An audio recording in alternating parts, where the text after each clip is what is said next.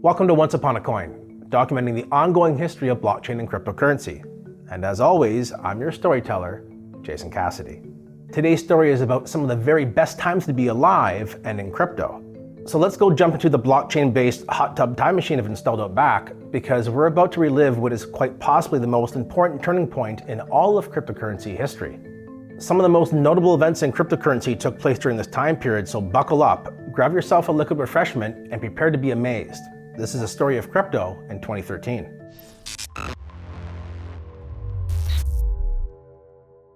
Sun cast a shadow, a digital line is coming over the mountain and over your mind. Go down to your Bitcoin, hang on for the ride. We're moving into the future, one block at a time. We're moving into the future, one block at a time. All right, I've been looking forward to this episode for a long time now, and for good reason.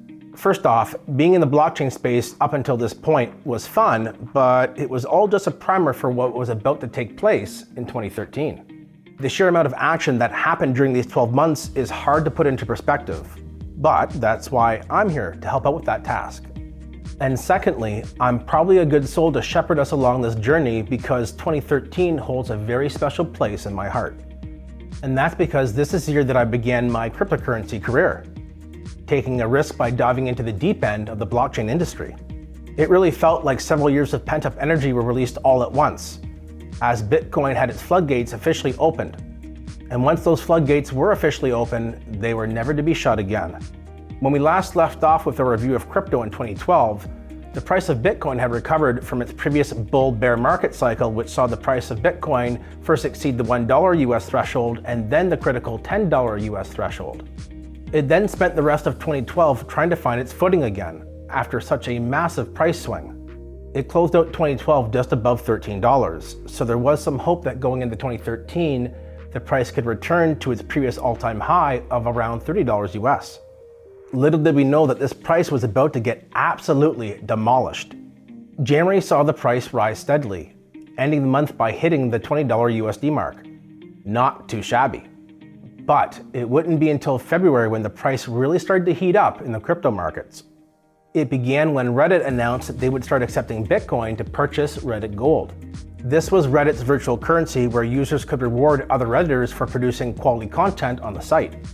In today's terms, this really wouldn't constitute really big news, but back then, it was. Reddit had a pretty powerful cryptocurrency following that was forming around this time, and back then, any online popular hangout that was accepting Bitcoin was literally the definition of big news. Bitcoin was looking for legitimacy and recognition, and Reddit accepting it in exchange for their internal currency put Redditors on notice. Bitcoin was becoming a player in the digital payment scene. As the market was digesting this piece of good news, Bitcoin closed out the month of February at $34 US, making a new all-time high for the nascent cryptocurrency. People were now beginning to pay attention as the media started to report on the price action. 2013 is the year where the blockchain space really went mainstream. People started to understand what Silk Road was and what Mt. Gox was, and that there was an opportunity here, but that it was still super unprofessional. ASICs had been invented, and so it just was a really interesting time. It was really transitional, and it's when the culture started to turn into this is an investment opportunity. And I think that was a generally bad thing for Bitcoin. I think the culture changed for the worse, especially because the price really ran up. It really showed that you could make tremendous money by being involved in the Bitcoin economy. And that really changed the culture. And the culture really hasn't changed back ever since. That's really when the domination by cypherpunk values and just general like computer science people and politically motivated folk really became to be replaced by finance, the kind of people that were there for the money. 2013 for crypto was very interesting. Actually ended up meeting some of the Silk Road guys, and we were trading on Mt. Gox, and they locked up like 3 or 4 Bitcoin of ours. We actually just got paid out. They gave us the cash value of then $1,100. Lost out on that one. We decided to join the CureCoin team, pre-alpha. It was a new introduction of science and everything on the blockchain. As March kicked off, something very big took place. Big enough to get the entire world's attention. The Cypriot banking system was utterly collapsing, sending shockwaves across the entire financial sector. People were unable to get access to their money, with videos popping up on social media and the news showing individuals lined up in a vain attempt to get access to money. Any money at all. Cyprus is nearly broke, and the social fabric is beginning to tear. Bank workers worried about their future blocked access to parliament. Lawmakers had to be lifted over the barricades. Outside the banks, the lines are long, customers worried. Depositors at major Cypriot banks that had over 100,000 euro in their accounts were eviscerated, losing up to 60% of their savings and getting back shares in the bank itself to cover the remaining balance. This devastating event that plagued the fiat-backed financial system was about the best marketing plug that Bitcoin and cryptocurrency could ever ask for. Suddenly, search results for Bitcoin went through the roof, as people from across the entire world finally began to see the point behind being your own bank and controlling your own money. If you were watching the carnage that was unfolding in Cyprus and had money of your own in a bank, you now had a real incentive to go ahead and look at protecting yourself so you didn't end up like many Cypriots who are now completely wiped out financially. Interestingly enough, March is also when I purchased my first Bitcoin. And during this time period back in Canada, it was not easy to buy Bitcoin as there was only a few exchanges in operation. I started the process of getting set up on an exchange in late February, and by the time I was KYC'd, deposited money at my bank, moved it over to the exchange, and had my account credited there, the price of Bitcoin was rapidly approaching $50 Canadian. And that ended up being my first Bitcoin purchase, at $50 Canadian a coin. So while I may have acquired a tiny bit back in 2012 through the mining process and using Bitcoin faucets, hey, remember those things? It was actually March of 2013 that I got my first real taste of having a bag of Bitcoin. Another event took place in March that helped turn a campfire into an absolute inferno. The Financial Crimes Enforcement Network, or FINCEN, released guidelines regarding the legal status of decentralized currencies. This was yet another example of a governmental body recognizing cryptocurrency and blockchain, ushering in a new wave of investors who are now seeing the proof they needed to start taking digital currencies seriously. As you can start to appreciate here, March was an absolutely explosive month for crypto. Just how bonkers was it though? Well, Bitcoin began the month of March at a price of around $34 US. Want to know where it ended the month of March? $92 US a coin. Sweet sassy molassie. This crazy price rally saw another milestone reached for Bitcoin, and this one was historic. The currency finally exceeded the $1 billion US mark when measured by market cap, and it reached it on March 28th, with around 11 million Bitcoins in circulation. For comparison's sake, today, Bitcoin's market cap is around 830 billion US dollars. This milestone was reached in large part due to the panic that resulted from the Cyprus banking system collapse. The euphoria carried over into April, with Bitcoin hitting a high of 266 US dollars on April 10th. However, the global stampede that was now underway to get your hands on some Bitcoin was simply more than the few top exchanges could handle. Both BitInstant and Mt. Gox were experiencing sale order delays of up to half an hour as the high demand was simply overburdening their capacity. This eventually led to a drastic price drop, crashing all the way down to 76 US dollars a coin. Within just a few hours, the price began to recover, hitting $160 a coin, as the sale order delays began to slowly subside. Suffice to say, cryptocurrency was most definitely now the Wild West of the digital landscape. For most early Bitcoiners, this moment in time constituted something of a paradigm shift.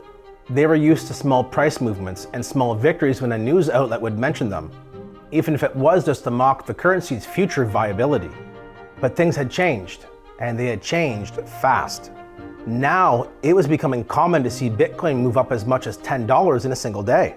Considering it took several years for Bitcoin to even breach the $10 US mark, it was becoming clear to many OGs that we were now in a brave new Bitcoin world. In May, Cryptonauts got to come together to celebrate the success that was underway when Bitcoin 2013, the Future of Payments conference kicked off. The event ran from May 17th to the 19th and was hosted in San Jose, California. The conference featured the Winklevoss twins of Facebook fame and is considered the first major US summit, drawing in over 1,000 attendees. Legends of the industry like Andreas Antonopoulos also made an appearance, and while the conference was considered a success, it was still very early on for a lot of people, and this showed at times, even for a major conference like this.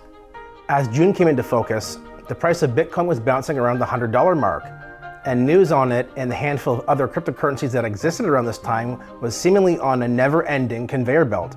But the industry was about to be introduced to a very, very big problem. A problem that had been lurking in the shadows for a long time now. On June 20th, Mt. Gox, the top Bitcoin exchange in the world that was handling 69% of all Bitcoin purchases, formally announced the suspension of USD withdrawals due to technical issues. This was initially communicated to be a 2-week-long delay. However, it was just the beginning of something much bigger and much, much worse than just a simple technical issue. In July, the price dipped just below the $100 USD mark per coin, and little did the world know that this would be the final time in history that you could buy Bitcoin in the double digits. The issues with Mt. Gox from June were still taking place in mid-July, which led to Roger Ver, or Bitcoin Jesus as he's better known in the industry, releasing a video vouching for the solvency and smooth operations at Mt. Gox. I'm Roger Ver, longtime Bitcoin advocate and investor. Today I'm at the Mt. Gox World Headquarters in Tokyo, Japan. I had a nice chat with Mt. Gox CEO Mark Karpeles about their current situation. He showed me multiple bank statements as well as letters from banks and lawyers. I'm sure that all the current withdrawal problems at Mt. Gox are being caused by the traditional banking system, not because of a lack of liquidity at Mt. Gox. Ver lives in Japan, which is where Mt. Gox was located, so it made sense that he would have some tie-in with the exchange. This video helped calm the nerves of many wary investors who were unable to withdraw USD from the exchange. However, this is a problem that was not going away just yet. While Bitcoin was taking a much-deserved break from the non-stop price action, something else historic was about to transpire. Mastercoin, a new protocol layer and altcoin that was built on top of the Bitcoin network, debuted and conducted the first ICO, or initial coin offering.